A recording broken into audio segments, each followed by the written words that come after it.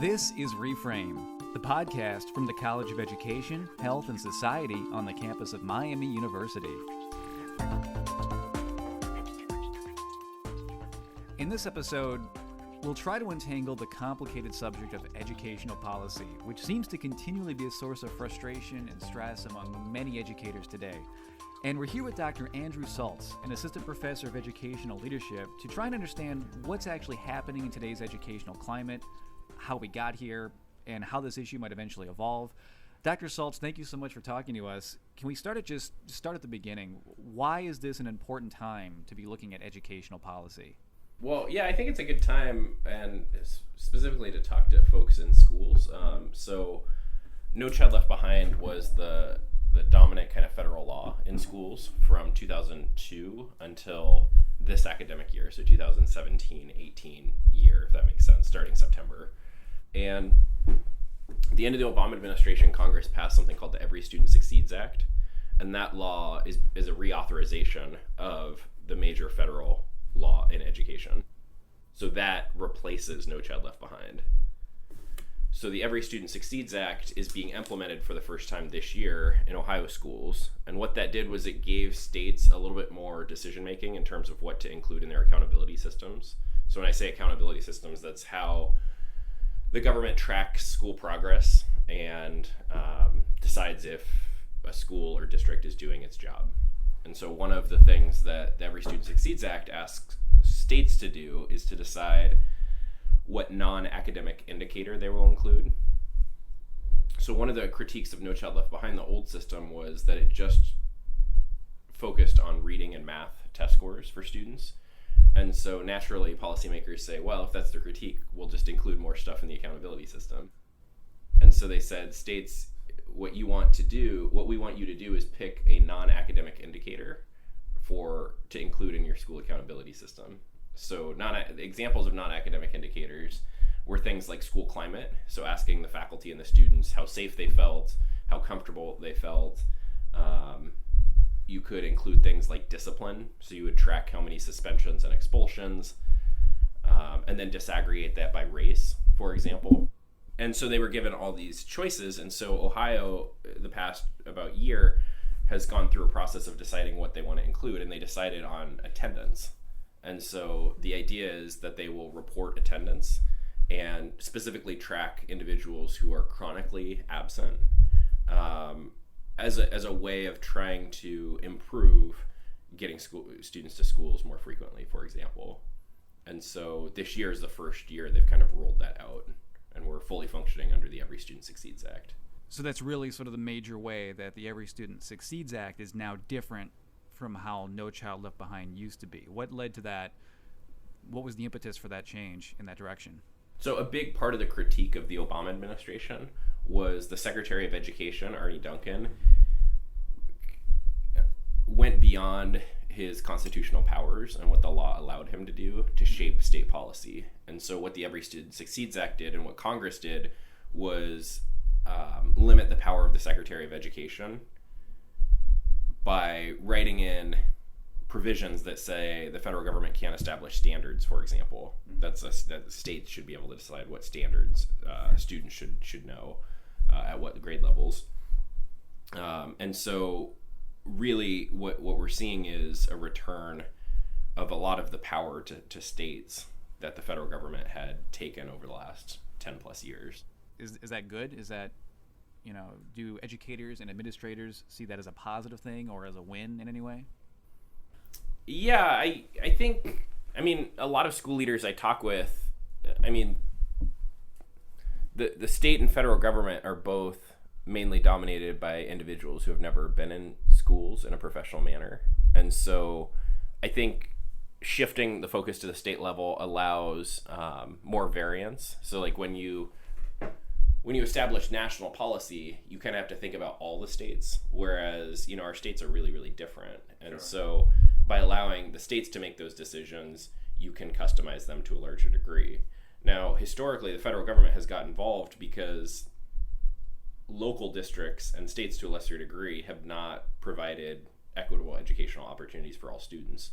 So a large portion of what the federal government spends its time doing is thinking about marginalized groups, particularly based on race and class, and ways to make sure that schools are providing opportunities for all students. So a lot of the federal funding, for example, is for special education or for programs for students living at or below the poverty line. And so in that to that degree, historically, states have not proven that they necessarily address the needs of all kids, which is why the federal government has become more involved over time. Does that make sense? Yeah, so basically the federal government historically looked at where states might have been lacking in certain areas or not doing well, and then stepped in and intervened. Yeah, and like a perfect example of that is like desegregation, right? So the Supreme Court ruled that separate is inherently unequal through Brown versus the board, and states, I mean, the National Guard literally had to go in to make sure that states allowed students of color into white schools because the states were not doing that and had no intention of doing that. And so I think that's an example where the federal government said, well, education is not in the Constitution, and so constitutional scholars will say, well, the federal government should have a limited role because if something isn't explicit in the Constitution, the federal government, that's not a power the federal government has. The kind of counter argument to that is, well, states have proven that they don't serve all students well, and the federal government's job is to ensure kind of that equality of educational opportunity. So if you have the federal government creating educational policy, especially historically intervening where it felt it needed to, but then you also have states that mandate policy as well, has that created a tension, or does it make for any inconsistencies or frustration from teachers who may not know which mandate may be coming from where, or does it create a lack of stability? Yeah, I mean, I think you've seen that a lot in the last few years in the state of Ohio. There was a 3-year time period where we use different standardized tests every single year. And so if we accept the premise that standardized tests are a good measure of school quality, and you're changing the test all the time, you could imagine school leaders and teachers kind of throwing their hands up in the air and saying, this is, I don't even know what to expect next year. How do I participate in this system? And so I think the tension between the federal and state government perhaps allows individuals, and I think Ohio did a reasonably good job at reaching out to ed leaders to be involved in the discussion about how to reshape the accountability system. But I think more than anything, what I hear is ed leaders want a stable system because we haven't seen a lot of stability in our accountability policy recently. So where we are right now is that No Child Left Behind has been effectively replaced by the Every Student Succeeds Act.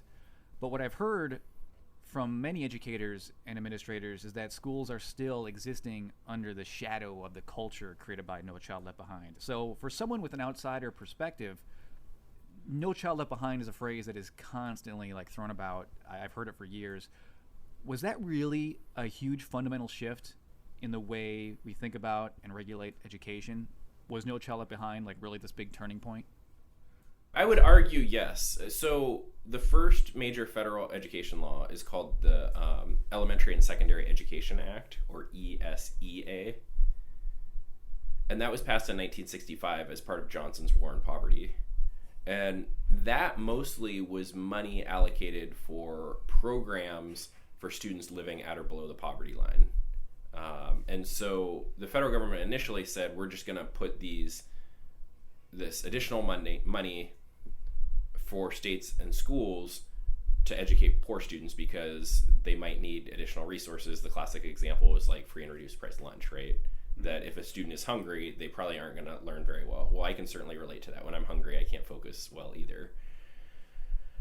That law, like many large federal laws, has been updated approximately every 10 years. No Child Left Behind is just the reauthorization of ESEA. But the reason why people bring it up all the time was, one, it was kind of the current law, for the past 15 years. And so it was the existing law. But secondly, it was a major shift in philosophy of the federal government.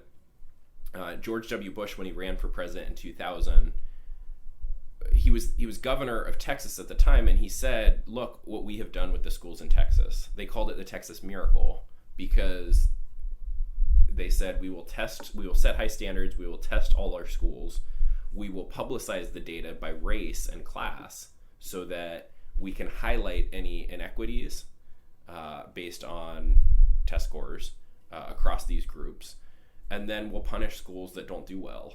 And so part of his campaign was saying, I want to do what I did in Texas nationally. So No Child Left Behind, which was supported by Republicans and Democrats alike. A lot of people tie it to Bush, understandably so, because he ran on it. But Senator Edward Kennedy was a co-sponsor of the bill, one of the more liberal people in the U.S. Senate at the time. And so, approximately 80% of people vote for this law and argue, civil rights activists argued this is a way to highlight educational inequities. A lot of conservatives said this is a way to hold our schools accountable. And so I think you hear about it because the federal government then mandated testing to a degree that they had not before. So one of the things No Child Left Behind does is say every student in 3rd through 8th grade needs to take a reading and a math test. And those test scores will be reported publicly, and then once in high school. And the states can decide what's on that test. But if you receive any federal funds, you have to follow this rule. Interestingly enough, the Every Student Succeeds Act continues that. So 3rd through 8th graders and once in high school will be tested in reading and math. Well, how else do you see this evolving going forward then? What do you think is going to happen in the future as we move forward? Yeah, so Ohio, one of the other things they looked at, including in the accountability system and decided not to, was school climate. And there's a literature on school climate that shows that if you have a positive school climate, it leads to both kind of academic and non-academic outcomes that are desirable. So, for example, if students feel safe, if they feel welcomed, if they feel valued, they tend to do better in classes, which, again, might seem kind of self-evident, but Ohio and some states have started incorporating these into accountability systems as saying, well, maybe we need to start including the students and the faculty voice in the process, which is something I'm really excited about. Ohio didn't formally include that in their system, but they said they will look at it in the future. And so the federal law mandates at least one of these non-academic indicators, but states can put more in if they would like. I think that's something to think about. However, one of the reasons why attendance was chose was because education leaders and teachers as well pushed back against this notion of asking them to do more in the accountability system. And so because they already collect attendance, it was an easy box to check. Right. Whereas I think when the law was passed, it was a lot of the rhetoric around it was this will improve our accountability system and improve schools. And so it's fascinating how that's the policy rhetoric, but then the practitioners are like, well, we're already overwhelmed with everything we're asked to do. Can't I just focus on teaching and learning and check this box? So I get it, but it's kind of this classic example of the disconnect between policy and practice. Great. Dr. Saultz, thank you so much for your time today and for talking with us. Next time, we're actually going to continue this conversation on educational policy, and we're going to speak with a local Ohio superintendent who is also an EHS Educational Leadership doctoral candidate to hear his perspective on how this tension and disconnect between educational policy and practice is actually unfolding in some local schools today.